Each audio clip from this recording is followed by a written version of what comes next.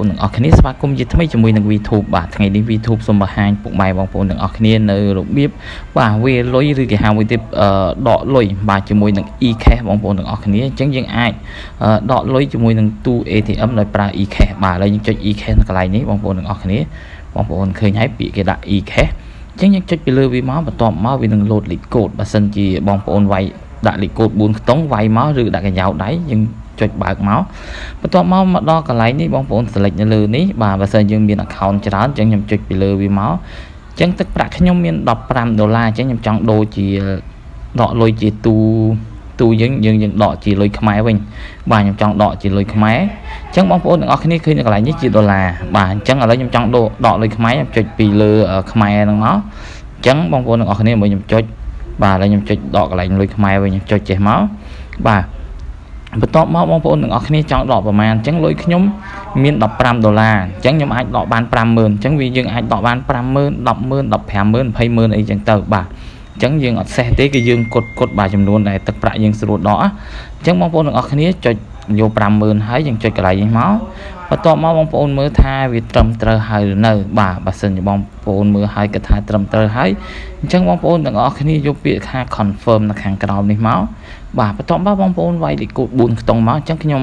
អត់បិទទេបងប្អូនទាំងអស់គ្នាបាទខ្ញុំអត់បិទទេក្នុងកន្លែងនេះអញ្ចឹងអាចបង្ហាញបងប្អូនទាំងលេខកូដចុះពីព្រោះខ្ញុំទូរស័ព្ទខ្ញុំវាអត់សូវមានលុយនៅក្នុងហ្នឹងទេបាទអញ្ចឹងខ្ញុំសូមចុច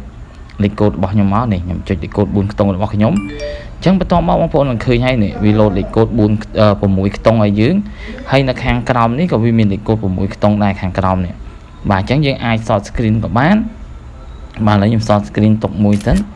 បាទបន្ទាប់មកបងប្អូនទាំងអស់គ្នាអាចចូលទៅមើលនៅកន្លែងរូបកណ្ដឹងនេះបាទដែលគេហៅថា notification បងប្អូនទាំងអស់គ្នាបាទនៅកន្លែងនេះយើងចុចនៅកន្លែងនេះមកបាទ notification របស់វាហ្នឹងអញ្ចឹងបងប្អូនទាំងអស់គ្នាមើលទៅនេះវាមានលេខកូដ6ខ្ទង់ឲ្យយើងដែលជាប់នៅកន្លែងហ្នឹងដែរបើសិនជាបងប្អូនទាំងអស់គ្នាបាទអត់បាន short screen វាຕົកអញ្ចឹង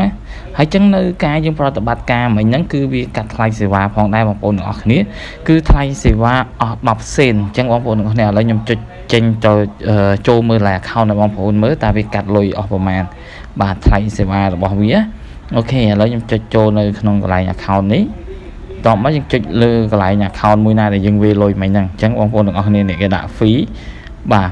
នេះ fee charge មិញហ្នឹងគឺអស់10សេនអញ្ចឹងបងប្អូនទាំងអស់គ្នាយើងប្រតិបត្តិការម្ដងគឺគេកាត់អស់10សេនបាទគឺថ្លៃសេវាកម្មរបស់គេបាទអញ្ចឹងបងប្អូនទាំងអស់គ្នាដែលមើលវីដេអូនេះសូមកុំភ្លេចជួយចុច Subscribe និងដាក់រូបកណ្ដឹងម្នាក់មួយផងបងប្អូនទាំងអស់គ្នាដើម្បីទទួលបានវីដេអូថ្មីៗជារៀងរាល់ថ្ងៃជាមួយនឹង VTube របស់ខ្ញុំបាទហើយសង្ឃឹមថាបងប្អូនទាំងអស់គ្នាមិនកំណាញ់ទេនៅការចុច Subscribe follow នៅ channel YouTube របស់ខ្ញុំមួយនេះដើម្បីទទួលបានវីដេអូថ្មីៗបាទ channel របស់ខ្ញុំគឺជា channel ដែលថាបង្ហាញអំពីការប្រើប្រាស់នៅទូរស័ព្ទដៃបងប្អូនទាំងអស់គ្នា